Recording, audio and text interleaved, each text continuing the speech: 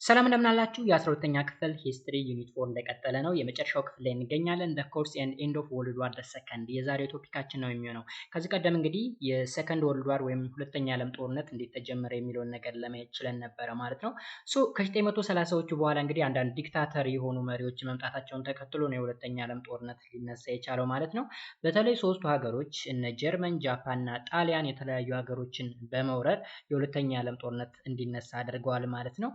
በዋናነት እንግዲህ የሁለተኛ ዓለም ጦርነት የተነሳው ጀርመን ፖላንድን መውረር ሲጀምር ነው ማለት ነው። እዚህ ጋር ምን ይለናል? the German invasion of Poland started the war in Europe on September 1 1939 ጀርመን እንግዲህ ፖላንድን መውረር ሲጀምር ማለት ነው ዩሮፕ ውስጥ ሰፕተምበር 1 1939 የሁለተኛ ዓለም ጦርነት ተነሳ ማለት ነው።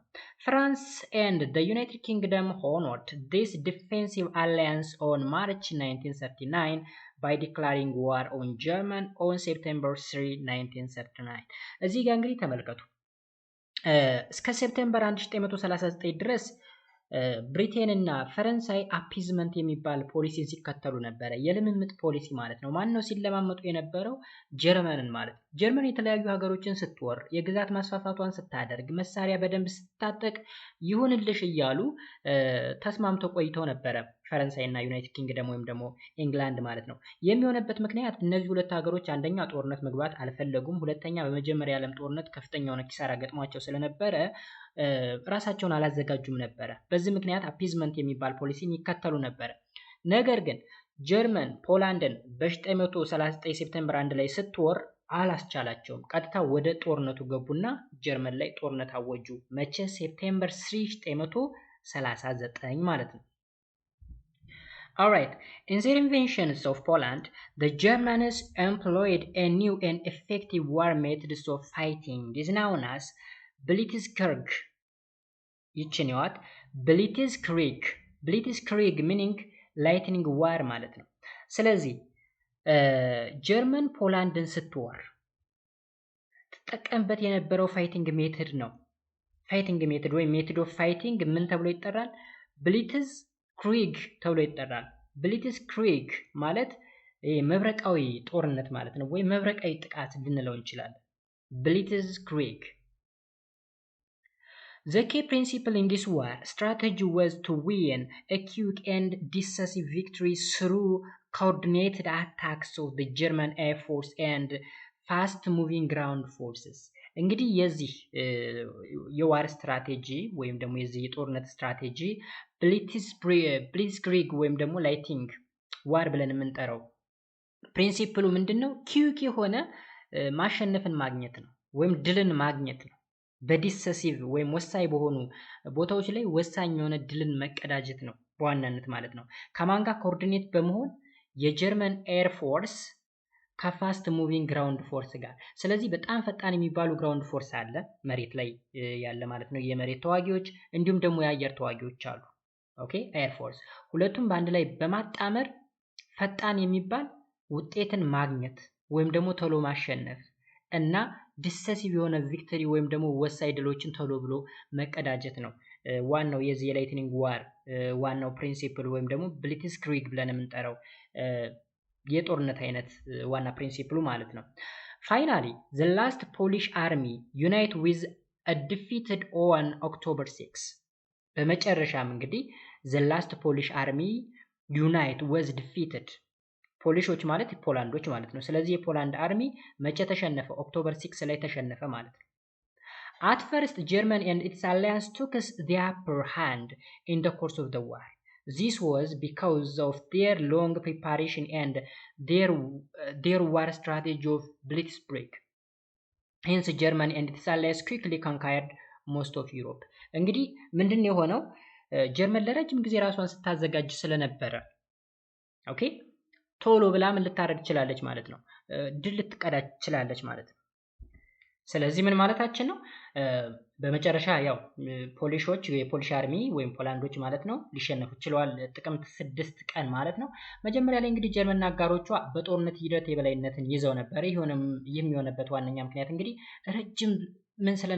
ረጅም የሆነ ዝግጅት ስለነበራቸውና ብሪቲሽ ግሪክ የሚባል ወይም ላይትኒንግ ዋር የሚባል ስትራቴጂን ይከተሉ ስለነበረ ነው። ዛት ሚንስ የግራውንድ ፋስት ሙቪንግ ፎርሱ እና በሰማይ ያለው ኤር ፎርስ በአንድ ላይ ኮኦርዲኔት ሆኖ የሚያጠቁበት ሜትድ ማለት ነው። እሱን በመጠቀማቸው ነው እንግዲህ ውጤት ሊያገኙ ይቻሉት። ስለዚህ ጀርመን እና አጋሮቿ እንግዲህ አብዛኛውን የአውሮፓ ክፍል በፍጥነት ማሸነፍ ችለዋል ማለት ነው፣ ይህን ስትራቴጂ በመከተል ኦልራይት።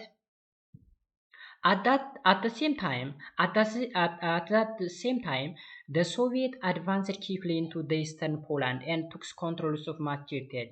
እንግዲህ በዛ ሰዓት ተመልከቱ፣ ጀርመን ማን ስታሸንፍ ፖሊሽ አርሚን ስታሸንፍ ወይም ደግሞ ፖላንዶችን ስታሸንፍ ወዲያውኑ ሶቪየት ማለት ራሽያዎች ማለት ነው በፍጥነት የት ደርሰው ነበረ? ኢስተርን ፖላንድ አካባቢ እና አብዛኛውን ክፍል መቆጣጠር ችለው ነበረ ማለት ነው። ኦኬ ስለዚህ ምንድነው የሚለው?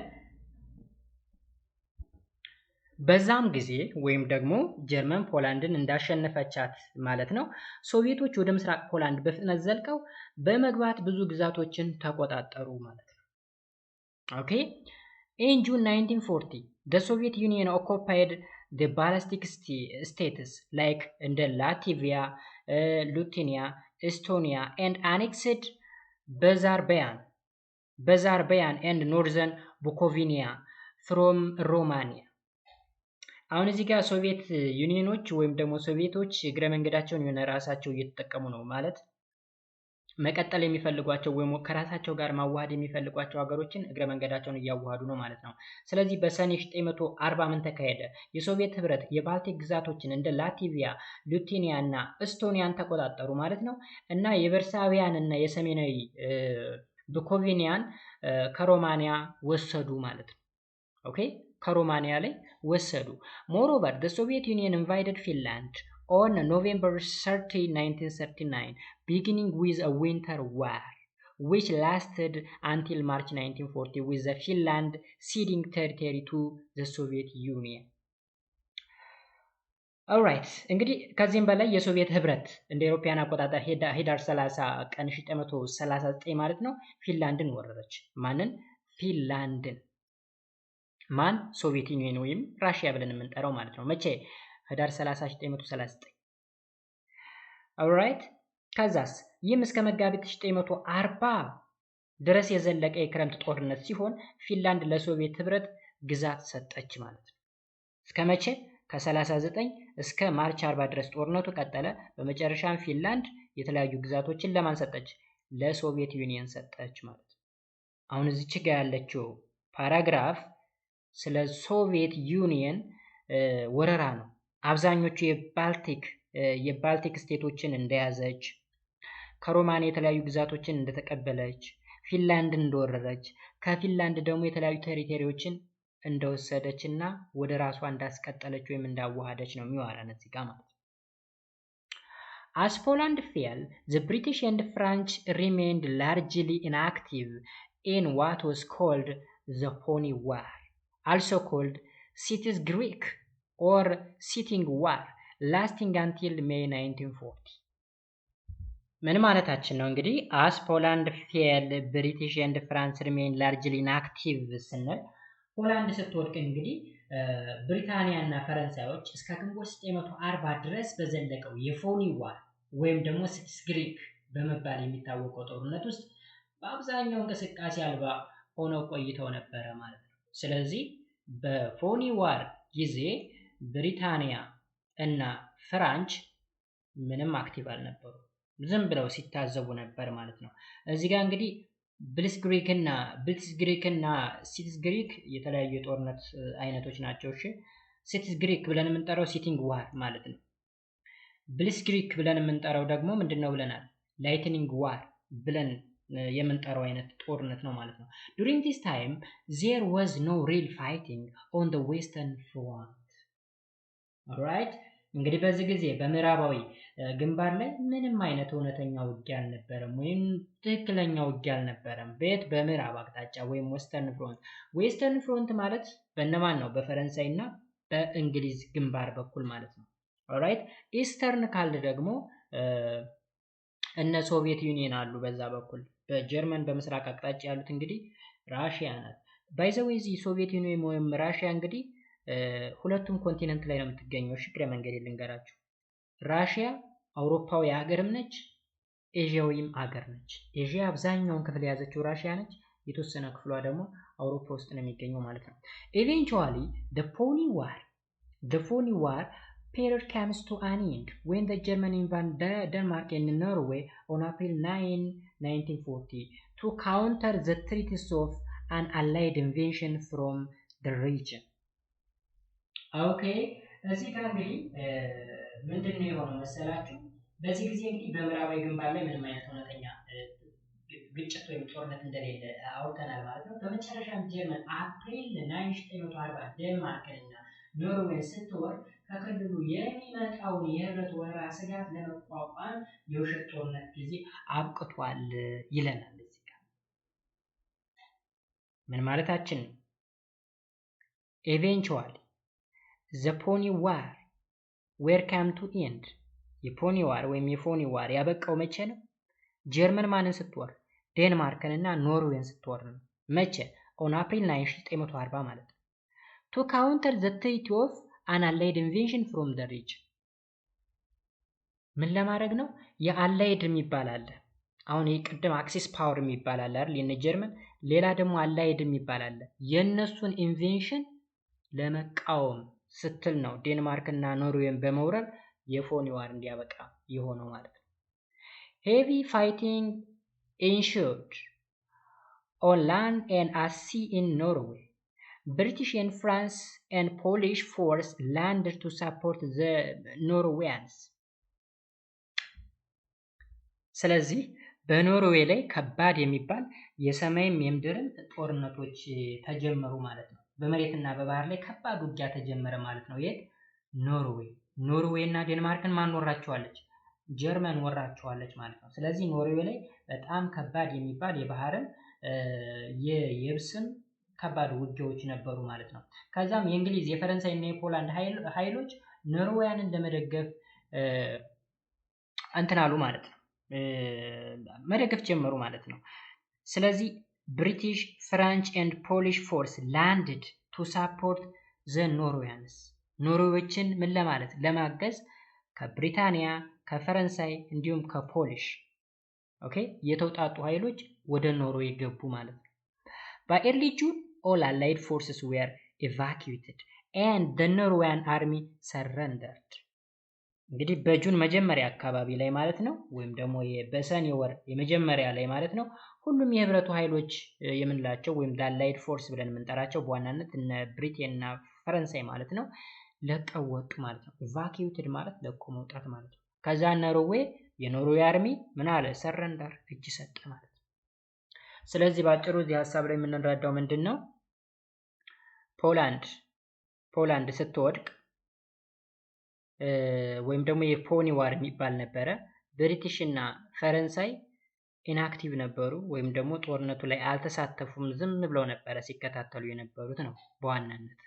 በዌስት ፍሮንት ወይም ደግሞ በምዕራብ ግንባር በኩል ምንም አይነት እውነተኛ ፋይት የለም ወይም ጦርነት አልነበረም ማለት ነው በብሪታንያ እና በፈረንሳይ በኩል ማለት ነው። ዌስተርን ፍሮንት ስንል እሱን ነው። ከዛም የፖኒ ዋር ሊያበቃ የቻለው መቼ ነው? ጀርመን ዴንማርክን እና ኖርዌይን ስትወር ነው በ1940 ማለት ነው። ይህን ያደረገችበት ዋነኛ ምክንያት እንግዲህ ከአላይድ ኢንቬንሽን ለመቋቋም ወይም ደግሞ ለመከላከል ስትል ነው። አላይድ ኢንቬንሽን ማለት ከብሪታንያ እና ከፈረንሳይ ወረራ ራሷን ለመጠበቅ ስትል ነው እነዚህን ሀገሮች ሁሉ ስትወር የነበረው ማለት ነው። ከዛም እንግዲህ ኖርዌይ ላይ በጣም ከባድ የሚባል ውጊያ ተደረገ በሰማይም በባህር ማለት ነው።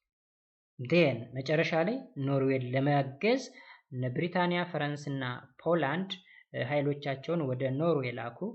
ነገር ግን በኤርሊ ጁን ሁሉም አላይዶች የምንላቸው እነ ብሪቲሽ፣ ፍራንስ እና ፖሊሽ ቫኪዩትድ ሆነው ወጥተው ሄዱ ማለት ነው፣ ወይም ለቀው ሄዱ ማለት ነው። በመጨረሻም ኖርዌይ እጅ ሰጠች ማለት ነው፣ ተሸነፈች ማለት ነው። On the western front, Germany invaded the Netherlands, Belgium and France on May 10, 1914. ከዛ እዩ እዚህ ላይ እንግዲህ ኤርሊ ጁን ላይ ወይም ሰኔ ላይ ማለት ነው፣ ሰኔ መጀመሪያዎቹ አካባቢ ላይ ከኖርዌይ ወጣው ሄደዋል አይደል? እነ ብሪቴን፣ እነ ፈረንሳይ፣ እነ ፖላንድ ማለት ነው። ከዛ ኖርዌይ ተሸነፈች ማለት ነው። በዌስተርን ፍሮንት እስከ መቼ ድረስ? እስከ 940ዎቹ አካባቢ ድረስ እውነተኛ የሆነ ውጊያ አልነበረም ብለናል። ኢንአክቲቭ ነበሩ ብለናል ብሪታንያ እና ፈረንሳይ። ከዛ ጀርመን ማንን ወረረች? ኔዘርላንድን ወረረች፣ ቤልጂየምን ወረረች፣ ፈረንሳይንም ሳይቀር ወረረች። መቼ? በሜይ 1940 ማለት ነው።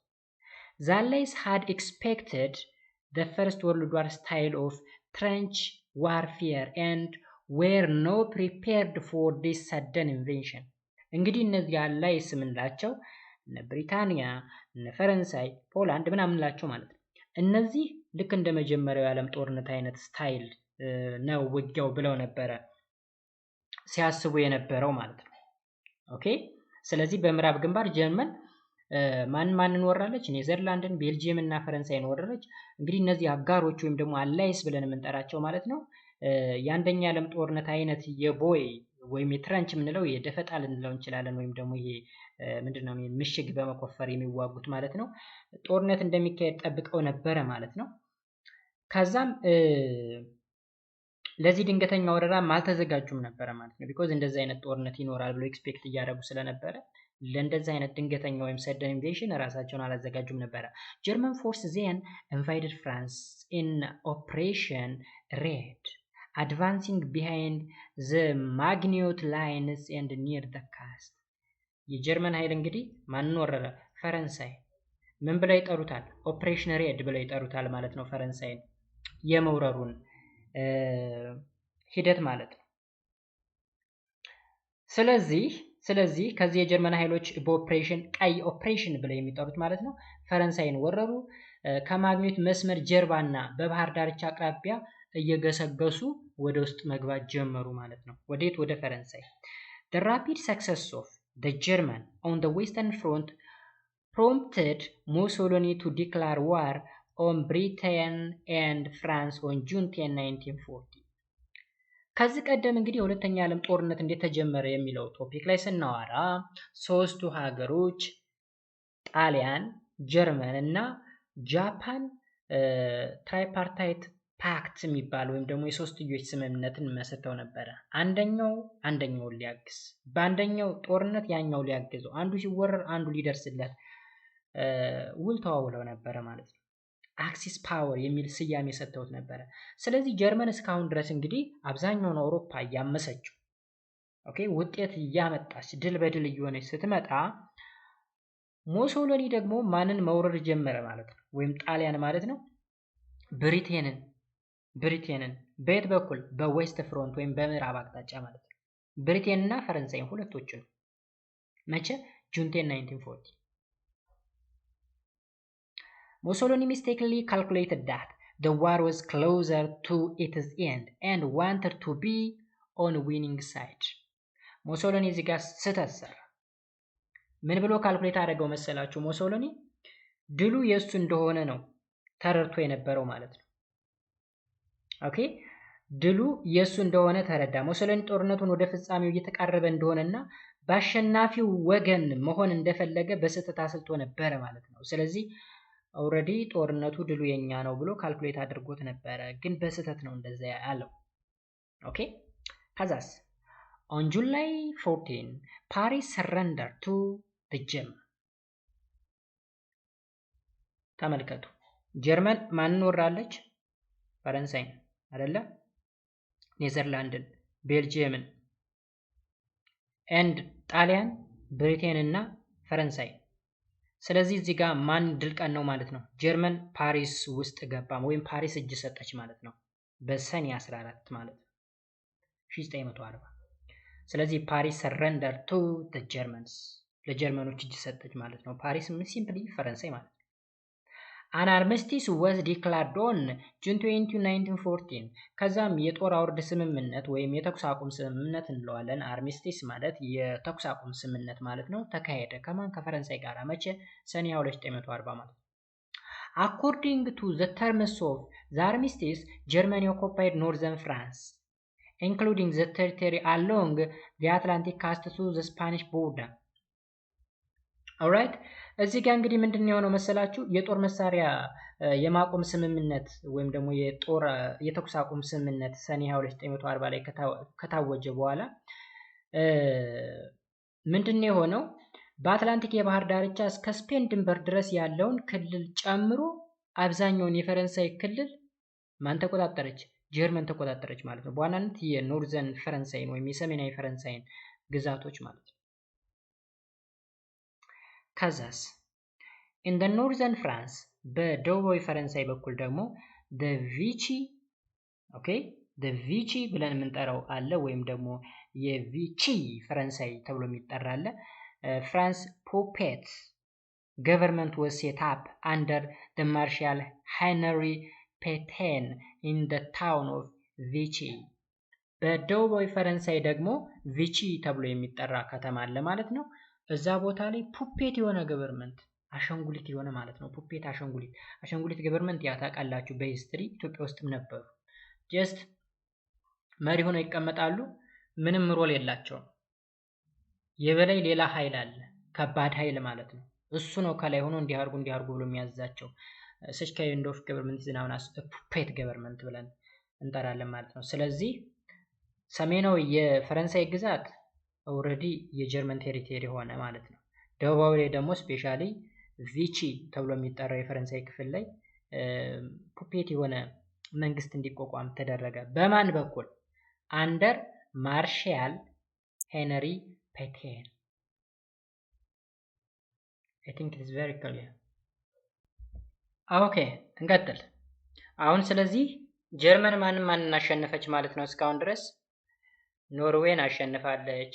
ፖላንድ ሁሉ ሳይቀር ተሸንፈዋል። በመጨረሻም ፈረንሳይን ሁሉ ሳይቀር አሸነፈ ማለት ነው። ከዛስ አፍተር ደ ፋል ኦፍ ፍራንስ ፈረንሳይ ከወደቀች በኋላ ወይም ደግሞ ፈረንሳይን ከአሸነፈ በኋላ ሂትለር ጌቭ ኦርደርስ ቱ ላውንች አን አታክ ኦን ብሪቴን። ስለዚህ ፈረንሳይን ኦልሬዲ አሸንፏል። ከዛ ማነች ሌላ ሀያል ሀገር የምትቀረው? ብሪቴን። ብሪታንያን እንግዲህ ጦርነት አወጀባት ማለት ነው። the offensive was to be launched from the air። እንግዲህ ጥቃቱ የተደረገውን በምንድን ነው? እንግዲህ በዚህ በሰማይ ነበር ማለት ነው። እንደነገርኳችሁ በሰማይም በምድርም ነው ሲዋጉ የነበሩት ማለት ነው ጀርመኖች። ይህ ሁላ የሚሆንበት ዋነኛ ምክንያት ምንድን ነው? የአንደኛ ዓለም ጦርነት መጨረሻ ላይ ጀርመን ላይ የተወሰነ ውሳኔ ስፔሻሊ የቨርሳይ ስምምነት ኦማይ ጋድ እንደ ሀገር የማያስቀጥል ነው። ብዙ ግዛቶቿ ተወስዶባታል። ጦር መሳሪያ እንዳትጣጠቅ ብዙ ነገሮች ኢቨን በመጀመሪያ ዓለም ጦርነት የከሰሩትን ክሳራ ሁላ ሳይቀር እንድትከፍል ሁላ ተደርጋ ነበር ማለት ነው። እሱን ሁላ ምን ማድረግ ሪቬንጅ ማድረግ ትፈልጋለች፣ መበቀል ትፈልጋለች ማለት ነው። ኦኬ ከዛስ ፋይተር ኤርክራፍት ፋውት overhead for the months as the Luftwaffe, the German Air Force, and the Royal Air Force fight for control of the Britain's sky before a full-scale invasion of Britain። እንግዲህ እዚህ ጋር ውጊያው በዋናነት በኤር ነው ወይም ደግሞ በሰማይ ነው የሚካሄደው ማለት ነው። ሉፍትዌፍ የሚባለው እንግዲህ የጀርመን የአየር ኃይል ነው ወይም the German Air Force ነው። እና ደግሞ ሮያል ኤር ፎርስ የሚባላል። ሮያል ኤር ፎርስ ፎር ኮንትሮልስ ኦፍ ዘ ብሪቴን ስካይ ቢፎር ኤ ፉል ስኬል ኢንቬዥንስ ኦፍ ብሪቴን እንግዲህ ሙሉ በሙሉ ከመቆጣጠር በፊት የብሪታንያን ሰማይ ኮንትሮል ለማድረግ ነው የሮያል ኤር ፎርስ የሚሰራው ማለት ነው። ዘ ሉፍትዋፍ ኢኒሺያሊ ታርጌትድ ዘ ብሪቲሽ ሮያል ኤር ፎርስ በት turned to terror bombings of London። እንግዲህ ምን ማለታችን ነው እዚህ ጋር? መጀመሪያ ላይ እንግዲህ የጀርመን የሮያል አየር ኃይል አለ ወይም ደግሞ ሮያል ኤር ፎርስ ብለን የምንጠራው ኢላማው እንግዲህ ምን መሰላችሁ? የብሪታንያውን የሮያል ኤር ፎርስ ነበረ ኢላማ አድርጎ መውጋት የፈለገው ማለት ነው። ነገር ግን እሱን ወደ ምን ቀየረው መሰላችሁ? ለንደንን በሽብር ቦምብ ወይም ደግሞ በቦምብ ወደ መደብደብ ቀየረው ማለት ነው። ስለዚህ መጀመሪያ ላይ ዓላማው የብሪቴንን ሰማይ በመቆጣጠር በዋናነት የብሪቴንን ሮያል ኤር ፎርስን አታክ ማድረግ ነበር ወይም ኮንትሮል ማድረግ ነበር። ነገር ግን እሱን ትቶ ለንደንን በቦምብ መደብደብ ጀመረ ማለት ነው። ኦኬ ከዛም nevertheless the British invented and used a new detection instrument called radar, the then called RDF or radio direction finding, to locate the attackers beforehand. እንግዲህ ወዲያውኑ እንድን ያደረጉት መሰላችሁ ብሪቲሾች የሚገርሙ ናቸው። አንድ መሳሪያ ኢንቨንት አደረጉ ወይም ደግሞ ፈለሰፉ ማለት ነው። ይህም መሳሪያ እንግዲህ ተዋጊ የኤር ፎርሶች ወይም ደግሞ ጀቶች ልንል እንችላለን የት እንዳሉ ዲቴክት ሊያደርግ የሚችል ራዳርን ኢንቨንት አደረጉ ማለት ነው። ምን ተብሎ ይጠራል? RDF ወይም ደግሞ ራዲዮ ዳይሬክሽን ፋይንዲንግ ተብሎ ይጠራል ማለት ነው። ይህም ዋናው ዓላማው ምንድነው? የጀርመን የአየር ኃይሎች ወይም ደግሞ አታከሮች ወይም ደግሞ ባጭሩ ጀቶች ወይም ተዋጊ አውሮፕላኖች የት አካባቢ እንዳሉ ዲቴክት የሚያደርግ የሚለይ ነው። Indeed, the RAF considerably reduced the number of German bombarder and fighter planes in the air battles. ስለዚህ ይህንን ኢንስትሩመንት ወይም ደግሞ ራዲዮ ዳይሬክሽን ፋይንዲንግን በመጠቀም RAF ምን ማድረግ ጀመረ?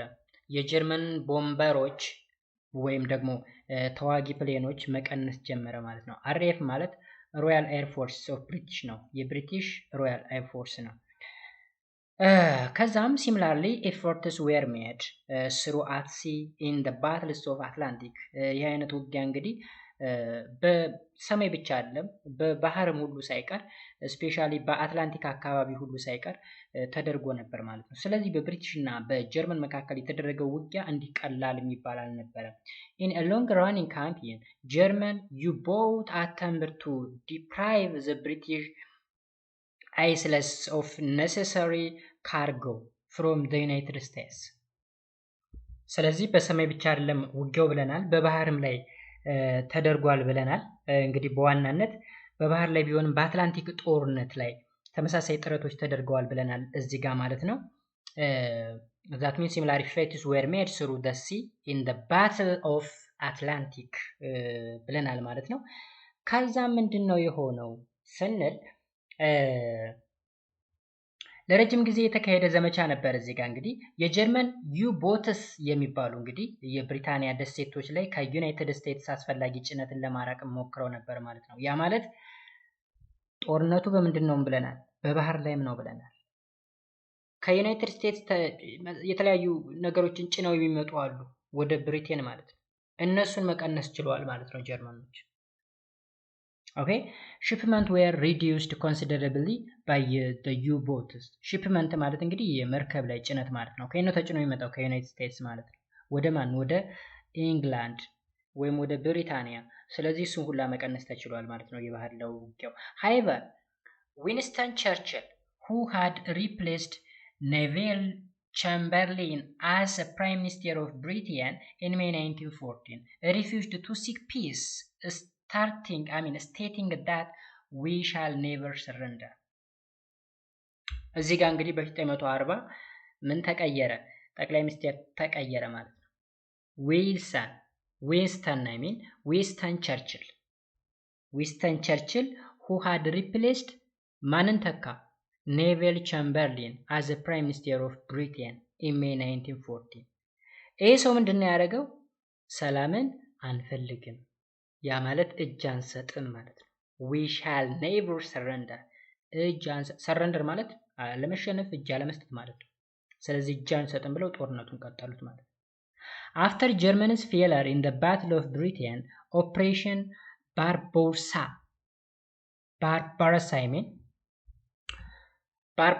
Operation Barbarossa የሚባላል።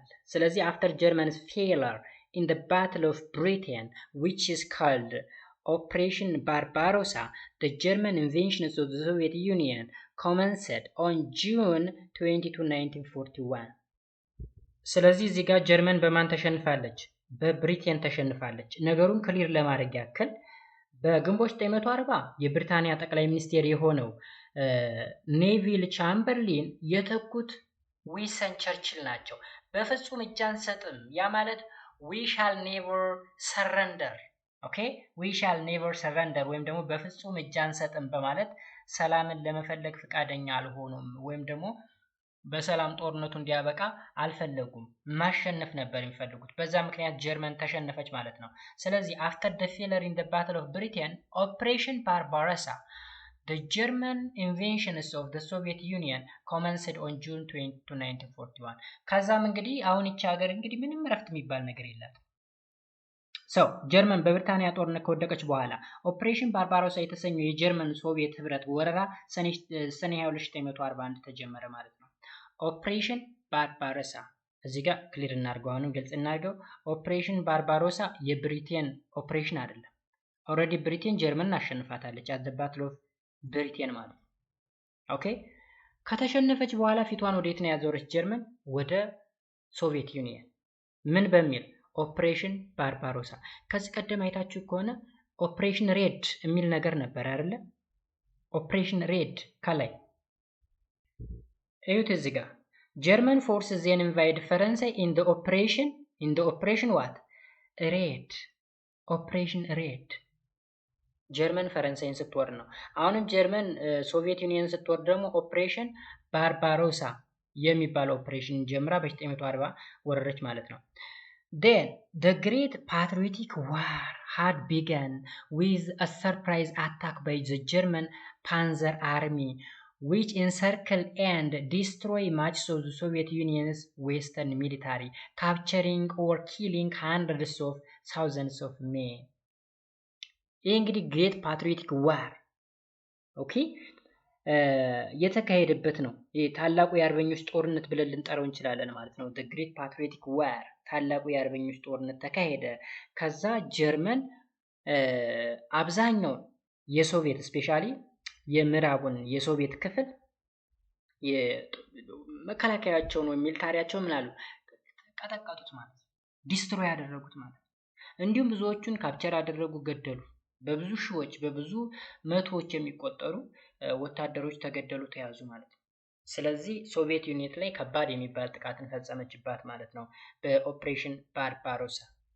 A Soviet forces come to fight a war of scorched earth. The German army withdrew into the steppes of Russia to gain time and stretch the German army. ስለዚህ መጀመሪያ ምን ብለናል? ግሬት ፓትሪዮቲክ ዋር ብለናል አይደል? ሶቪየት ዩኒየን ላይ የተካሄደ ነበረው ታላቁ የአርበኞች ጦርነት የተጀመረው የጀርመን ፓንዘር ጦር ኃይሎች አብዛኛው የሶቪየት ህብረትን በምዕራባዊ ጦር ከበው በመቶ ሺዎች የሚቆጠሩ ሰዎችን በመያዝ ወይም ደግሞ በመግደል ድንገተኛ ጥቃቶችን በመፈጸም ነበረ ብለናል አይደል? እዚህ ጋር ኦኬ አብዛኛውን በማድረግ ካፕቸር በማድረግ እንዲሁም በመቶ ሺዎች የሚቆጠሩትን በመግደል ነበር ብለናል። So, as the Soviet forces came to fight a war scorched earth, ሶቪየቶች እንግዲህ war of scorched earth የሚባል የጦር ሲስተም አለ ጋይስ። ኦኬ እሱን እንግዲህ ሲያካሂዱ ጀርመኖች ፋታ ለማግኘት ብለው ሸሽተዋል እዚህ ጋር። alright so ምንድነው የሆነው መሰላችሁ?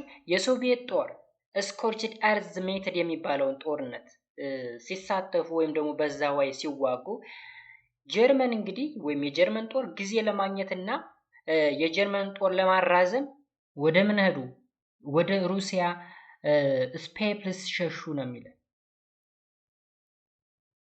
alright ስለዚህ ባጭሩ ራሻዎች ስኮርችድ አርዝ ዋርን ሲጠቀሙ the German army withdrew into steppes of Russia to gain what time and stretch the German army. ስለዚህ አንድም ጦርነቱን ለማራዘም ሁለተኛ ፋታ ለማግኘት ሲሉ ሸሹ። ምኖች? ጀርመኖች። ግን ጀርመኖች ሶቪየት ዩኒየን በከፍተኛ ሁኔታ አጥቅተዋታል። the great patriotic war በሚባል ማለት ነው። እንቀጥል።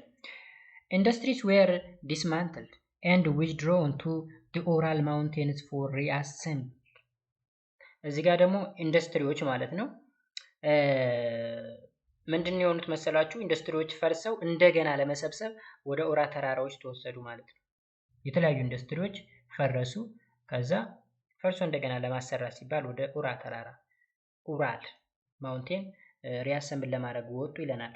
ጀርመን አርሚ pursued a three-pronged advanced against the ሊንጋርድ ኦር ሞደርን ዴይ ሴንት ፒተርበርግ ብለን የምንጠራው ማለት ነው። ሞስኮ፣ ስታሊንጋርድ እናው ቮልጎርድ ብለን የምንጠራው ቮልጎርድ። ኦራይት እዚህ ጋር ደግሞ ምን ማለታችን ነው? የጀርመን ጦር እንግዲህ በሌኒንጋርድ ወይም በዘመናዊቱ ሴንት ፒተርበርግ እና በሞስኮ እንዲሁም ደግሞ ስታሊንጋርድ ወይም ደግሞ አሁን ቮልጎርዳ ብለን በምንጠራው ማለት ነው ላይ ባለ 3 አቅጣጫ ግስጋሴ ተከትለው ነበር ወይም ደግሞ በዛ አቅጣጫ ገብተው ተዋግተው ነበር ማለት ነው የጀርመን አርሚዎች ማለት ነው። 3 pronged ማለት እዚህ ጋር pronged ስንል 3 አቅጣጫ ማለት ነው።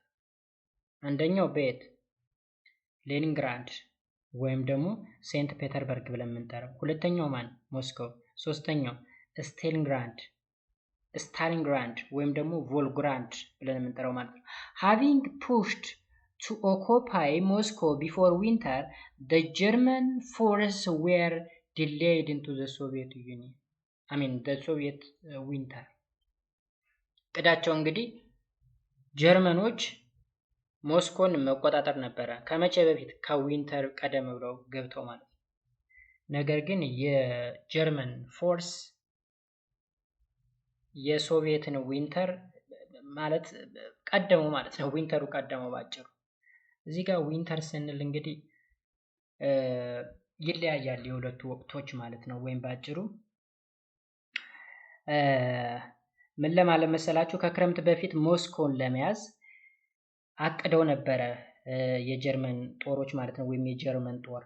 ነገር ግን ቀድሞ ክረምት ገባ ማለት ነው። እዚህ ጋር so a route was narrowly avoided when Soviet counterattack defeated them within a south of the Moscow. ከዛም እንግዲህ የሶቪየት ተቃዋሚዎች ሞስኮን እያዩ ሲያሸንፏቸው ድል በትንሹ አግኝተዋል ነገር ይለናል። Some historians identify this as the turning point in the alliance war against the German. Hitler's Blitzkrieg failed to bring the desired results in Russia. So ባጭሩ እዚህ ጋር turning point ብለን እንጠራዋለን አንዳንድ ሂስቶሪያን እንደሚጠሩት ማለት ነው። ከሞስኮ ጋር ወይም ከራሽያ ጋር የተደረገው ጦርነት ማለት ነው። ልክ ጀርመን እንደጠበቀችው የብሊትዝክሪግ ብለን የምንጠራው ወይም ደግሞ ምን ጦርነት ነው ያልነው ከዚህ ቀደም ላይትኒንግ ዋር ብለን የጠራ ነው ማለት ነው። ራሽያ ላይ ብዙም አልሰራም። ሶ ራሽያን የመቆጣጠር ወይም የመያዝ ቅዱ ወይም ፍላጎቱ ብዙ አልተሳካም ማለት ነው። ሶ ይሄንን እንግዲህ ተርኒንግ ፖይንት ብለን እንጠራዋለን። ያ ማለት ለአላያንሶች ወይም ደግሞ ለነ ፈረንሳይ ለነ ብሪቴን ትልቅ ስኬት ነው ማለት ነው። ጀርመን ራሽያን አለመያዟ ወይም መቆጣጠር አለመቻሏ ማለት ነው። Since the conquest of Manchuria in 1931, the Japanese has been engaged in the tasks of achieving their goals of expansion in Asia and Pacific. እዚህ ጋር ደግሞ ወደ ጃፓን እንምጣ። እስካሁን ስለ ጀርመን ነው ስናወራ የነበረው። ጃፓን ላይ ስንመጣ ጃፓን እንግዲህ በ931 ማንቹሪያን ወራ ነበረ እና ጃፓን ዋናው ዓላማዋ እንግዲህ ወይም ጎሏ ምንድነው? ራሷን ማስፋፋት ነው ወደ ኤዥያ ማለት ነው። ወይም ደግሞ ኤዥያ ላይ ሰፊ ሀገር መሆን መቻል ነው። ስፔሻሊ ፓሲፊክ አካባቢ ያለውን መቆጣጠር መቻል ነው። In 1937 they launched a full-scale invasion in China of China and the establishment of the Japanese dominated government in parts of China in March 1914. ከዛ መጀመሪያ ማንቹሪያን ወራለች። ማንቹሪያ እንግዲህ ሰሜናዊ የቻይና ክፍል አካባቢ የምትገኝ ነች። ከዛም በ937 ፉል ስኬል በሚባል ደረጃ ቻይናን ወረረች ማለት ነው። ኦኬ መቼ? በ940 አካባቢ እንግዲህ the Chinese dominated governmentን መሰረተች ወይም ደግሞ የጃፓን የበላይነት ያለው ወይም ደግሞ በቻይና የበላይነትን የያዘ ወይም የተቆጣጠረ የጃፓን መንግስት ተመሰረተ ማለት ነው። መቼ? በ940 እሱ ጎሏ ነበር አላማዋ ማለት ነው። in fact the Japanese aim was to replace the western imperialism with Japanese imperialism. እንግዲህ እንደውነቱ ከሆነ የጃፓን ዋና አላማ ወይም ደግሞ አይም ምንድነው? የዌስተርን ኢምፔሪያሊዝም ወይም ደግሞ የምዕራቡን ኢምፔሪያሊዝም በጃፓን ኢምፔሪያሊዝም መተካት ነበር ማለት ነው። ሶ እዚህ ጋር ወጣም ወረደም ምንድነው ዋናው አላማው? ጃፓን አግሬሲቭ ሀገር ነች ነው። ለሁለተኛ ዓለም ጦርነት መነሳት ወይም ደግሞ ሂደት ላይ ከፍተኛ አስተዋጽኦ ያደረገች ሀገር ነች ነው። መጀመሪያ በ931 ማንቹሪያን ወራለች ነው። በ37 ደግሞ ቻይና ከዛም በ940 ደግሞ the Japanese dominated government ምናለች መሰረተች ስታብሊሽ አደረገች ማለት ነው። ሶ ዋናው ዓላማዋ ምንድነው እንግዲህ የጃፓን ዓላማ የዌስተርን ኢምፔሪያሊዝም በጃፓን ኢምፔሪያሊዝም መቀየር ነው። In response the United States extended a loan to China and stopped the exports of scrap irons to Japan. እንግዲህ በምላሹ ምንድነው የጠበቃት? ዩናይትድ ስቴትስ ለቻይና ብድር ሰጥታ ወደ ጃፓን የሚላኩ ቁርጥራጭ ብረትን መላክ አቆመች ማለት ነው። እዚህ ላይ ስክራፕ አይረን ስንል የቁርጥራጭ ምናምን አይረን ማለት ነው። ወደ ጃፓን መላኩ እንዲቆም ተደረገ ማለት ነው። then this prompted Japan to sign a tripartite treaty with Germany and Italy, widely known as the Berlin-Rome-Tokyo Triangle ብለን እንጠራዋለን። ስለዚህ አሜሪካ ምን አደረገች? ለቻይና ብድር በመስጠት ቁርጥራጭ ብረቶች ወደ ጃፓን ይላኩ ነበር፣ እሱ እንዲቆም አደረገች ማለት ነው። ሶ ከዚህ ጊዜ ጀምሮ ጃፓን ምን አደረገች? ወደ ጦርነቱ መግባት ፈለገች እና ከጀርመን እና ጣሊያን ጋራ የሶስትዮሽ ስምምነት ወይም ደግሞ ትራይፓርታይት ፓክት ወይም ትሪቲን ተዋዋለች ማለት ነው። ሶ ምን ተብሎ ይጠራል? በርሊን ሮም ቶኪዮ ትራያንግል ተብሎ ይጠራል። በርሊን የጀርመን ነው፣ ሮም የጣሊያን ነው፣ ቶኪዮ ደግሞ የጃፓን ነው ማለት ነው። In the treaty, the three powers pledged to assist one another in the events of the attack on any one of them. እንግዲህ በስምምነታቸው መሰረት የትኛውም ከሶስቱ ሀገሮች አንዱ ሲወረር ወይም ጥቃት ሲደርስበት ሌሎቹ ከጎኑ ሊሰለፉ ነው ዋና ስምምነታቸው ማለት ነው። ጀርመን ለምሳሌ የሆነ አካል አታክ ሊያደርጋት ከመጣ ጣሊያን እና ጃፓን ከጎኗ ሊሆኑ፣ ጣሊያን አታከር ቢመጣባት ጀርመን እና ጃፓን እንዲሁም ጃፓን ላይ ጥቃት ቢመጣ ጀርመን እና ጣሊያን ከጎኗ ሊሰለፉ ነበረ። የትራይፓርታይት ስምምነቱ ወይም ትሪቲው ማለት ነው። On December 7, 1941, Japanese bomber launched a surprise attack on the American naval base at Pearl Harbor in Hawaii. እንግዲህ በዲሴምበር 7 1941 የጃፓን ቦምበሮች ወይም ደግሞ እነዚህ ቦምብ ተኳሾች ልንላቸው እንችላለን ወይም ቦምብ ተሸካሚ አውሮፕላኖች ማለት ነው፣ የአሜሪካን የናቫል ቤዝ ወይም ደግሞ የወደብ ቦታ የሆነውን ፒርል ሃርበርን ደበደቡ ማለት ነው። ሃዌ የሚባል ቦታ አለ። እዛ ቦታ ላይ ያለውን የአሜሪካን ናቫል ቤዝን ምን አሉ?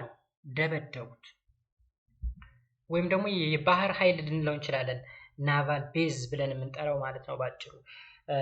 ወይም ነገሩን ቀለል ስናደርገው ዲሴምበር 7 1941 ማለት ይሄ በታህሳስ 1941 ማለት ነው። የጃፓን እዚህ ጋር ቦምበር ማለታችን ምን ማለታችን ነው? ቦምብ አውሮፕላኖች ወይም ቦምብ አውራጅ አውሮፕላኖች ማለት ነው። በሃዌ በሚገኘው ፐርል ሃርበር የሚገኘውን የአሜሪካን የባህር ኃይል ጣቢያ ላይ ድንገተኛ ጥቃት ፈጽመዋል ማለት ነው። ይቺ ጋር እዚህ ጋር አስምሩ። የጃፓንን ትንኮሳ ተመልከቱ። በኋላ የምታገኘውን የሚደርስባትን አደጋ ስለምናይ ማለት ነው። ጃፓን ማን ላይ ጥቃት አደረሰች? የአሜሪካ የባህር ኃይል ላይ የሆነው የት ላይ? ፒርል ሃርበር ተብሎ የሚጠራው ሃዌ ላይ የሚገኘው ማለት ነው። Through this attack, the Japanese sank 19 American ships and destroyed 188 planes. በዚህ ጥቃትም እንግዲህ ጃፓን 19 የሚደርሱ የአሜሪካ መርከቦችን አስጥማለች። እንዲሁም 188 የሚደርሱ አውሮፕላኖችን ዲስትሮይ አድርጋለች ማለት ነው። ይሄው አሁን ይሄ የሚመጣው በቀል ቀላል አይደለም። The attack also killed more than 2,400 people and wounded another 1,100 or more. እንግዲህ በዚህ አታክ አሁንም በዚህ ጥቃት 2400 የሚደርሱ ሰዎች ምን ብለዋል? ሞተዋል ወይም ወታደሮች ማለት እንችላለን። ከዛም 1100 እና ከዛ በላይ የሚሆኑ ደግሞ ቆስለዋል። On the following day, the United States declared war on Japan. በሚቀጥለው ቀን ያ ማለት በዲሴምበር 8 ማለት ነው። ዩናይትድ ስቴትስ ማን ላይ ጦርነት አወጀች? ጃፓን ላይ ማለት ነው። The incident gives the President Franklin D. Roosevelt the pretext to join the war in Europe. እንግዲህ የኢንሲደንት ያ ማለት ጃፓን ማንን መደብደቧ? የአሜሪካን ናቫል ቤዝን መደብደቧ ለአሜሪካ እንደ ፕሪቴክስት ወይም ደግሞ እንደ ምክንያት እንደ ሰበብ ሆነላት ማለት ነው ወደ ጦርነቱ ለመቀላቀል። ስለዚህ ፕሬዚዳንት ፍራንክሊን ዲ ሮዝቬልት ነበር የአሜሪካው ፕሬዚዳንት በዛ ጊዜ። ሶ ዩሮፕ ውስጥ የሚካሄደው ጦርነት ላይ ኢንቮልቭ አደረገ ማለት ነው፣ ተሳተፈ። ከዚህ ቀደም ግን ምን ብለው ነበር? ጀርባቸውን ሰጥተው ነበረ። አውሮፓ ላይ ባለው የፖለቲካ ችግር ምክንያት ፓርቲሲፔት ለማድረግ ወይም ደግሞ ማነው ፓርቲሲፔት ላለማድረግ ወይም ኢንቮልቭ ላለማድረግ ጀርባቸውን ሰጥተው ነበር ብለን ነበር። ነገር ግን ጃፓን የአሜሪካንን የባህር ኃይል ወይም ናቫል ቤዝን በቦምብ መደብደቧ ወደ ጦርነቱ እንድትገባ አድርጓታል። ጃፓንስ ለምንድን ነው በቦምብ መደብደብ የጀመረችው ካል መጀመሪያ ቻይናን ወራ ነበር አይደል? ጃፓን ቻይናን ስትወር አሜሪካ ለቻይና ብድር በመስጠት ወደ ጃፓን ቁርጥራጭ ብረቶች እንዲሄዱ ታደርግ ነበር። እሱን ስላስቆመችባት ለዛ ጥቃት On this part, the German and Italy declare war on the United States on December 11, 1941. እንግዲህ በዚህ ጊዜ አሁን ተመልከቱ ሂደቱን ማን ከማንን እያገዘ እንደሆነ። በመጀመሪያ በዲሴምበር 7 1941 የአሜሪካ የባህር ኃይል ወይም ፒርል ሃርበር ላይ የሚገኘው ወይም ፒርል ሃርበር ብለን የምንጠራው ሃዌይ ላይ የሚገኘው የባህር ኃይል በማን ተደበደበ? በጃፓን። ከዛም በጥቃቱ ምክንያት የወደመውን 19 አሜሪካ ሽፖች፣ 188 ፕሌኖች፣ 2400 ሰዎች ሞቱ፣ 1100 እና ከዛ በላይ ቆሰሉ። ከዛ በሚቀጥለው ቀን ዩናይትድ ስቴትስ ጃፓን ላይ ጦርነት አወጀች። ይሄም እንግዲህ ለአሜሪካው ፕሬዝዳንት ለፕሬዝዳንት ፍራንክሊን ዲ ሮዝቬልት እንደ ምክንያት ሆኖት ነበረ አውሮፓ ላይ ለሚካሄደው ጦርነት ለመሳተፍ። ከዛ በዚህ ጊዜ ጃፓን እንግዲህ ጦርነት አወጀባታል በአሜሪካ። ማን ሊያግዙ ነው? ጀርመን እና ጣሊያን ከማን ጎን ሊቆሙ ነው ማለት ነው? ከጃፓን ጎን። ለምን ካል ትራይፓርታይት ትሪቲ ዝጋ ስላለ የሶስትዮሽ ስምምነቱ አንዱን ሀገር ሌላኛው ሀገር ሲነካው አለንሽ ሊሉ ነው። ስለዚህ አሜሪካ ጃፓንን ስትወር ወይም ጦርነት ስታውጅ ስትወጋ ጀርመን እና ጣሊያን ጦርነት አወጁ። አሁንም ማን ላይ? ዩናይትድ ስቴትስ ላይ። አሁን ዲሴምበር 11 1941 Hitler made the declaration in the hopes that Japan would support him by attacking the Soviet Union. እንግዲህ ሂትለር እዚህ ጋር ጦርነት ያወጀው ማለት ነው ምን በማሰብ መሰላችሁ? ጃፓን ሶቪየት ዩኒየን ላይ አታክ እንደምትከፍት ወይም ደግሞ ጥቃት እንደምትፈጽም በማሰብ ነበርም ጦርነት ያወጀው ማለት ነው። ቢኮዝ ሂትለር እንግዲህ ከሶቪየት ዩኒየን ጋራ ብዙም ውጤት አላገኘም ነበረ። ታስታውሳችሁ ከላይ ማለት ነው ብሊትስበርግ የሚባለው የት ነው ያለው? እዚህ ጋር ኦኬ። ሂትለርስ ብሊትስ ግሪክ ፌልድ ቱ ብሪንግ ዲዛይርድ ሪዛልት ኢን ራሽያ ብለናል። ራሽያ ላይ ውጤት አላገኘም። ስለዚህ ጃፓን አሜሪካ ጋራ በምታደርገው ውጊያ ጀርመን ፓርቲሲፔት ያደረገችበት ዋነኛ ምክንያት ጃፓን በኋላ ሶቪየት ዩኒየንን ትወራለች ወይም አታክ ታደርጋለች ብሎ ተስፋ በማድረግ ጭምር ነበረ ከትሪቲው በስተጀርባ ማለት ነው።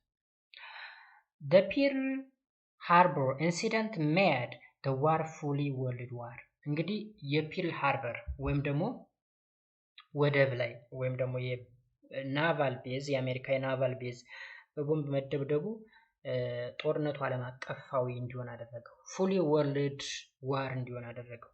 ወርልድ ዋር ማለት እንግዲህ አውሮፓ ውስጥ እየተካሄደ ነው። ያው ጦርነቱ ኦልሬዲ ቆየ ከተደረገ ብሪቲሽ ከጀርመን ጋራ፣ ፍራንስ ከጀርመን ጋራ፣ ከራሽያ ጋር ምናምን እየተካሄደ ነው እዛ።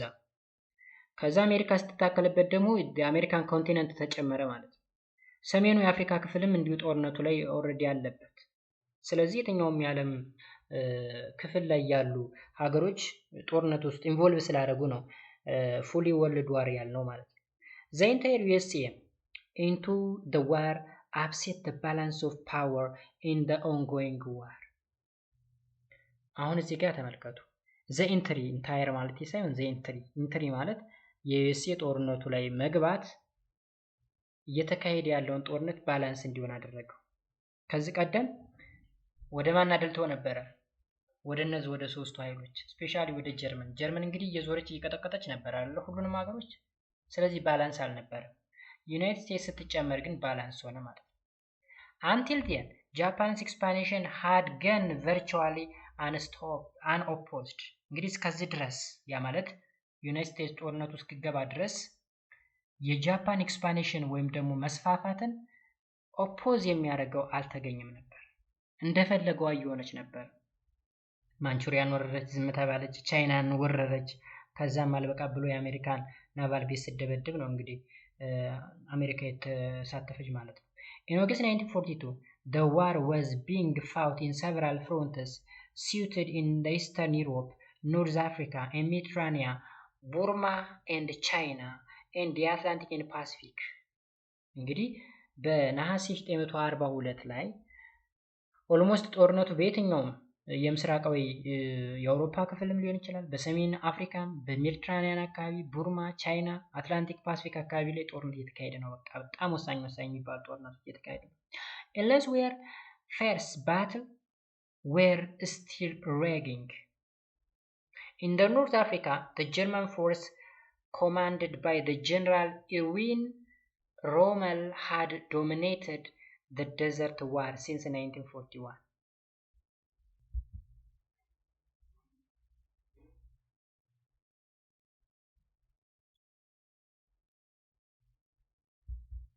ስለዚህ እዚህ ጋር ጦርነቱ እንዴት አበቃ የሚለውን ከማየታችን በፊት እቺ አካባቢ ያለችውን ነገር ትንሽ ሪቫይዝ እናድርጋት ማለት ነው።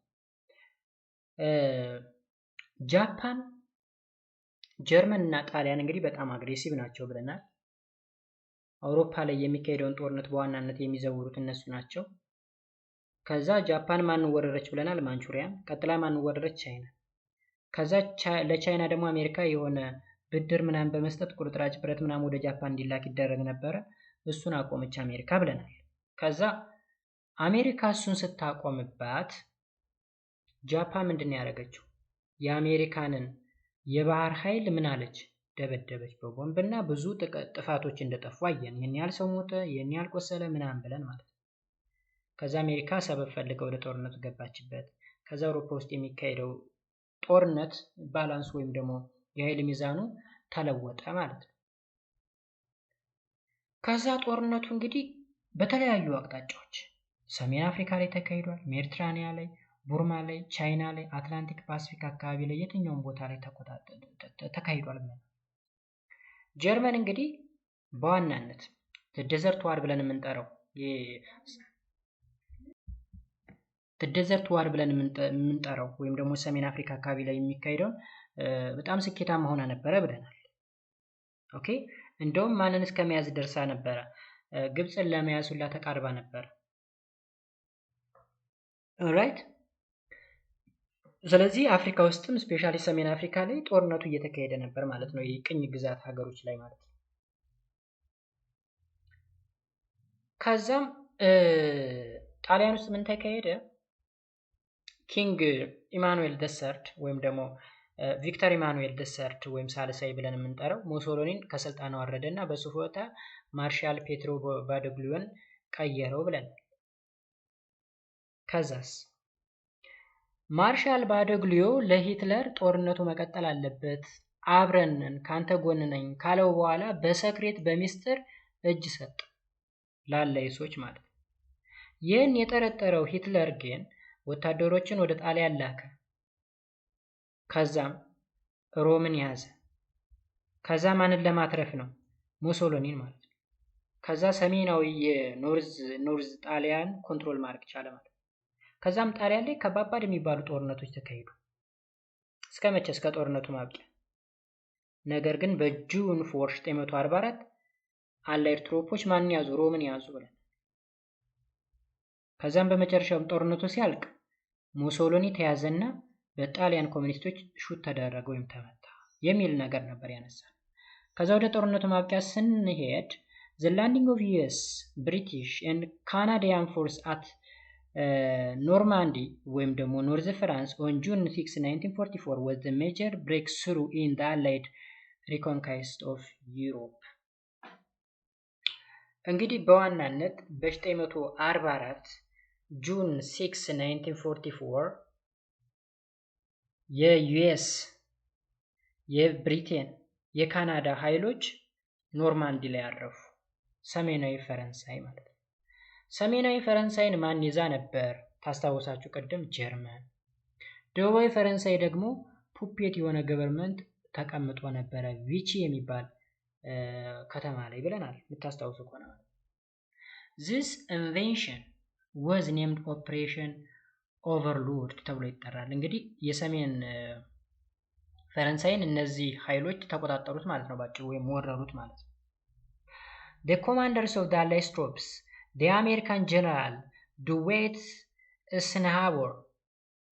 Eisenhower organized around 150,000 troops, 5,300 ships, and 12,000 planes for the invasion.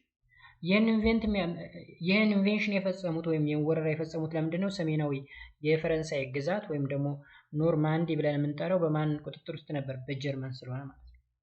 In the preparation for the attack, Allied force and their war machine and supplies had assembled in the southern England. እንግዲህ ፕሪፔር ሲያደርጉ የነበረ ለአታኩ ምናምን ደቡብ ኢንግላንድ ላይ እንደሆነ ተረዱ። Allied troops launched an attack or the attack along 96 kilometer stretch of the Normandy coast. Within a month and a half, they had liberated almost all France. ስለዚህ በአንድ ወር ከግማሽ አካባቢ መጀመሪያ 96 ኪሎ ሜትር ርቀት ላይ ሆነው ነበረ ጥቃት መፈጸም የጀመሩት ማለት ነው። በአንድ ወርና ከግማሽ ወይም አንድ ወር ከግማሽ አካባቢ አብዛኛውን የፈረንሳይን ክፍል ላይብሬት ማድረግ ችሏል ወይም ነፃ ማውጣት ችሏል። ለምን? ሰሜናዊ የፈረንሳይ ክፍል የማን ግዛት ሆኗል ብለናል? የጀርመን።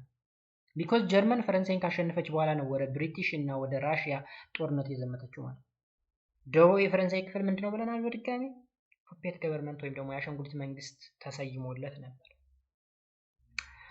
So, in the meantime, General Charles de Gaulle, the leader of Free France, triumphantly entered Paris on August 25, 1944. ከዛም ጀነራል ቻርልስ ዲ ጋሌ የተባለው ፍሪ የሆነው ፈረንሳይ ክፍል ወይም ነፃ የሆነው የፈረንሳይ ክፍል ሊደር የት ገባ? ፓሪስ ገባ። መቼ? በኦገስት 25 1944። Meanwhile, on the Eastern Front, በምስራቅ ግንባር ስንመጣ ደግሞ the Soviet made rapid advance. ሶቪየቶች በጣም ፈጣን የሆነ ስኬትን አገኙ ማለት ነው ባጭሩ፣ ወይም ገሰገሱ ማለት ነው። They liberated the Soviet cities and the territories one after the other. የተለያዩ የሶቪየት ቴሪቶሪዎችን በጀርመን የተያዙትን ማለት ነው ነፃ ማውጣት ቻሉ። By early 1944, the Soviet Red Army had reached the borders of Poland. የደረሱ የፖላንድ ድንበር አካባቢ ደረሱ። እነማን? ሶቪየት ሬድ አርሚ ብለን የምንጠራቸው ማለት ነው። በኤርሊ 1944 the Soviet Red Army የደረሱ ፖላንድ ድንበር ላይ። ፖላንድን ግን መጀመሪያ ማን ወራት ነበረ? ጀርመን። ቢኮዝ ጀርመን ፖላንድን ስትወር አይደል የሁለተኛ ዓለም ጦርነት የተነሳው?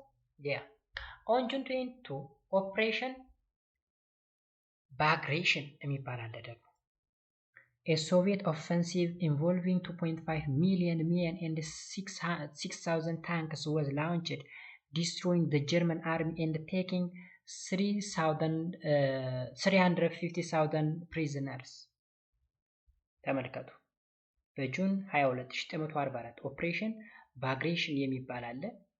ሶቪየት ኦፌንሲቭ ኢንቮልቭ ምን ያክል? 2.5 ሚሊዮን ያክል ወታደሮችን የያዘ 6,000 ታንኮችን የያዘ was launched and destroyed the German army and taking 350,000 prisoners. 350,000 የሚደርሱ እስረኞችን ሁሉ ሳይቀር ያዙ ማለት ነው። ወይም ባጭሩ የጀርመን አርሚን ጥቃት አደረሱበት ማለት ነው። እንግዲህ 2.5 ሚሊዮን ሜን ማለት በጣም እንደውም የተጋነነ ሁላ ነው የሚመስለው። Between August and October 1944, the major parts of the Eastern and Central Europe were under the Soviet control. እንግዲህ በዚህ በሁለቱ ወራት ማለት ነው በኦክቶበር እና በኦገስት እና በኦክቶበር ወር ውስጥ ማለት ነው በ1944 አብዛኛው የምስራቅ እና የመካከለኛው አውሮፓ ክፍል በሶቪየት ኮንትሮል ውስጥ ሆነ ማለት ነው። In the Pacific, US forces were in a life or death struggle against the Japanese. በፓሲፊክ በኩል ስንመጣ ደግሞ ጃፓን እና ዩኤስኤ ባይዘው ጎረቤት ናቸው። በቃ በጣም ከባድ የሚባል ላይፍ ኦር ዲዝ ማለት ትንቅንቅ ማለት ነው። እዚህ ጋር ላይፍ ኦር ዲዝ ማለት ሞት የሽረት ጉዳይ ማለት ነው። እዚህ ጋር ከባድ ውጊያ ተካሄደ። ከማን ጋር? ከጃፓን ጋር። የአሜሪካ ፎርስ ከጃፓን ጋር ማለት ነው። The Battle of Midway Islands in 1942 fought entirely by carrying-borne aircraft was a decisive defeat for the Japanese Navy. ሚድዌይ አይላንድ የሚባል ባትል አለ እዚህ ጋር the Midway Island Battle የሚባል አለ በ942 እየተካሄደው ማለት ነው። በዋናነት ጦርነቱ የተካሄደው ኢንታይርሊ በኬረር ቦርን ኤርክራፍት ነው። ኬረር ቦርን ኤርክራፍት ማለት አይታችሁ ከሆነ ውቅያኖስ ላይ አውሮፕላን የሚይዝ ትልልቅ መርከብ አለ። አውሮፕላኑ ከዛ ነው የሚነሳው፣ ከዛ ይበርና ጥቃት ያደርሳል። ልክ በእንደዚህ አይነት ወይ ነበር ሲካሄድ የነበረው ማለት ነው። ሶ በዚህ ጊዜ በጣም ወሳኝ የሚባል ድልን አገኙ ማለት ነው አሜሪካኖች፣ ወይም ባጭሩ የጃፓን ናቪ አጠቁት ማለት ነው። From then on the US force were pushing the Japanese back in the Pacific, and by 1944 they were getting ready to invade the mainland Japan. ከዚህ ጊዜ ጀምሮ እንግዲህ ዩናይትድ ስቴትሶች ጃፓንን ወደ ኋላ ምን አሉ ገፏቸው ማለት ነው ወደ ፓሲፊክ። ከዛም በ944 ላይ እንደውም ከፓሲፊክ አልፈው ዋናውን የጃፓን ቦታ ሁሉ ሳይቀር መያዝ ቻሉ ወይም መግባት ቻሉ ማለት ነው። alright ከዛም at the end of 1944 allied troops advancing from the west invading western Germany. ከዛም በ944 መጨረሻ ላይ አላይድ ትሮፖች ወይም የብሪቴን የፈረንሳይ የዩኤስኤ ምናምን ማለት ነው በምዕራብ አቅጣጫ የጀርመንን ምዕራባዊ አቅጣጫ ማነው ፓርት ምን አሉ ወረሩ ማለት ነው። On the other hand, the Red Army under the commands of Marshal Zhukov began its final assaults on Berlin on 16 April. Hitler and his staff moved into underground bunker where on April 30, 1945 he committed suicide. ከዛ እንግዲህ በአፕሪል 16 አካባቢ ሬድ አርሚ የሚባል አለ under the command of Marshal Zhukov began its final assault on Berlin. እንግዲህ የበርሊን ላይ ወይም ደግሞ ጀርመን መጨረሻዋ መሆኑ ታወቀ ማለት ነው። ከዛም ሂትለር ምን አደረገ? አንደርግራውንድ ባንከር አለው መደበቂያ የቆፈረው ማለት ነው። ወደዛ ሙቭ አደረገ እና በአፕሪል 30 1945 እዛው ቦታ ራሱን አጠፋ ማለት ነው። ወይም ደግሞ ሰሲድ ማነው ኮሚትድ ሰሲድ ማለት ራስን ማጥፋት ማለት ነው። The Western Allies celebrating VE Day on 8 May and the Soviet Union Victory Day on 9 May. እዚህ ጋር እንግዲህ VE ማለት ቪክቶሪ ኦፍ ዩሮፕ ማለት ነው። ወይም ደግሞ አውሮፓዎች ድል የሚያከብሩበት ማለት ነው። 8 ሜይ ቪክቶሪ ዩሮፕ ማለት ነው። እዚህ ጋር ቼክ ማድረግ ትችላላችሁ ጉግል ላይ። ኤንድ ሶቪየት ዩኒየን ወይም ደግሞ ራሽያ ደግሞ በነጋው በቀጣዩ ቀን ማለት ነው ድሏን አከበረች ማለት ነው። ሶ ጀርመን ተሸነፈች ማለት ነው። ወይም ደግሞ አክሲሶች ተሸነፉ ማለት ነው። አፍተር the Soviet had reached the eastern borders of pre-war German in February 1945, Winston Churchill, Franklin D. Roosevelt, and Joseph Stalin meet at Yalta, now located in Ukraine, to make a plan to end the war. Okay, the war and to discuss the futures of Eastern Europe. ከዛም እንግዲህ ከ945 አካባቢ ወይም እዛ አካባቢ ወይም በማን ነው በፌብሩዋሪ 945 ማለት ነው ዊንስተን ቸርችል ፍራንክሊን ዲ ሩዝቬልት ኤንድ ጆሴፍ ስታሊን እነዚህ እንግዲህ አሁን ጆሴፍ ስታሊን የራሽያው መሪ ነው ወይም የሶቪየት ዩኒየን ማለት ነው። ዊንስተን ቸርችል ደግሞ የብሪቲሽ ነው። ሮዝቬልት ደግሞ የአሜሪካን ነው። የተገናኙ ያልታ ላይ ተገናኙ፣ ዩክሬን ውስጥ የሚገኝ ቦታ ላይ ማለት ነው። ዲስከስ ሊያደርጉ ነው የተገናኙት ስለ ቀጣው ጦርነት፣ ስለ ኢስተርኑ የአውሮፓ ክፍል ፊውቸር ወይም እጣ ፈንታ ምንድነው የሚለውን ነገር ሊወስኑ ነው የተገናኙት። ሶ ጀርመን itself was to be divided into አሜሪካ፣ ብሪቲሽ፣ ፍራንስ ሚሊታሪ ዞን። ስለዚህ ጀርመን ለነዚህ ለሶስቱ ሀገሮች መከፋፈል መቻል አለባት ብለው አሰቡ ማለት ነው። ኦኬ፣ ለአሜሪካ፣ ለብሪቲሽ፣ ለፍራንስ ሚሊታሪ ዞን መከፋፈል መቻል አለባት ብለው አሰቡ። እዚህ ጋር የተሰለፉት እንግዲህ ሶስቱ መሪዎች ናቸው። ያልታ ኮንፈረንስ ነው። ሌፍት ቱ ራይት ቸርችል ነው። የመጀመሪያው ቸርችል ነው። ከዛ ሮዝቬልት መሃለኛው አለ። ከዛ ስታሊን አለ። ቸርችል እንግዲህ የብሪቲሹ ነው። ሮዝቬልት የአሜሪካው ነው። ይሄ ደግሞ ስታሊን የራሽያው ነው ማለት ነው። አት ፖትስዳም ጀርመን in July 1945 they agreed on the peace settlement with the Germany and drew up plans for Japan's surrender and occupation. ስለዚህ በጁላይ 1945 ጀርመን ላይ ፖትስዳም የሚባለው ቦታ ላይ ማለት ነው ምን አይነት ስምምነት የሰላም ስምምነት ተስማሙ ማለት ነው። እናም እንዴት ጃፓን እጅ መስጠት እንዳለባት እንዴት ጃፓንን መያዝ እንዳለባቸው ተወያዩ ማለት ነው እዚህ ጋር An important result of this series of meetings between the victorious leaders was establishment of the UN. ከዛም እንግዲህ የተከታታይነት ያለው ሚቲንግ ወይም ግንኙነታቸው በዋናነት በቪክቶሪየስ ሊደሮች ወይም ደግሞ ድል ባገኙ መሪዎች መካከል ማለት ነው አዲስ የሆነ ድርጅት ዓለም አቀፍ ድርጅት እንዲቋቋም አድርጓል። እሱም ዩኤን ነው፣ ዩናይትድ ኔሽን ማለት ነው። In April 1945 the San Francisco many nations signed the charter. In San Francisco እንግዲህ የዩናይትድ ኔሽን አባል ሀገሮች ወይም ሜምበር መሆን የሚፈልጉ ሀገሮች እየመጡ ፈረሙ ማለት ነው ቻርተሩን ማለት ነው። ስለዚህ ዩናይትድ ኔሽን ማለት የሁለተኛ ዓለም ጦርነት ካበቃ በኋላ የተመሰረተ ድርጅት ነው። ኦኬ ሌግ ኦፍ ኔሽን ነበር የመጀመሪያ ዓለም ጦርነት እንዳበቃ፣ እሱ ግን ፌል አድርጓል። አሁን ዩናይትድ ኔሽን መሰረቱ ማለት ነው። they agreed to set up a new international organization that would be strong enough to prevent war. እንግዲህ ምንድነው የተስማሙት? አንድ ዓለም አቀፋዊ ድርጅት በዋናነት ጦርነትን ሊያስቆም የሚችል አቅም ያለው ድርጅት መገንባት ወይም መመስረት እንዳለባቸው ነው ተስማምቶ የነበረው ማለት ነው። most wars in history have ended with a signing of peace treaty. እንግዲህ አብዛኞቹ በዓለም ላይ የሚካሄዱ ጦርነቶች ወይም የጦርነት ታሪክን ስናወራ በፒስ ትሪቲ ነው የሚያበቃው። ይዋጋሉ፣ ብዙ ሰው ይሞታል፣ ብዙ ሀብት ንብረት ይወድማል፣ ከዛም የሰላም ስምምነት ያደርጋሉ። በቃ ይሄ ነው የጦርነት ታሪክ ማለት ነው። then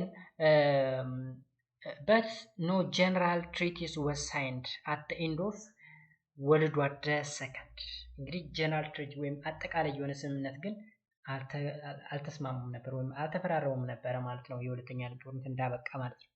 The nations that had been able to unite for war were not able to unite for peace.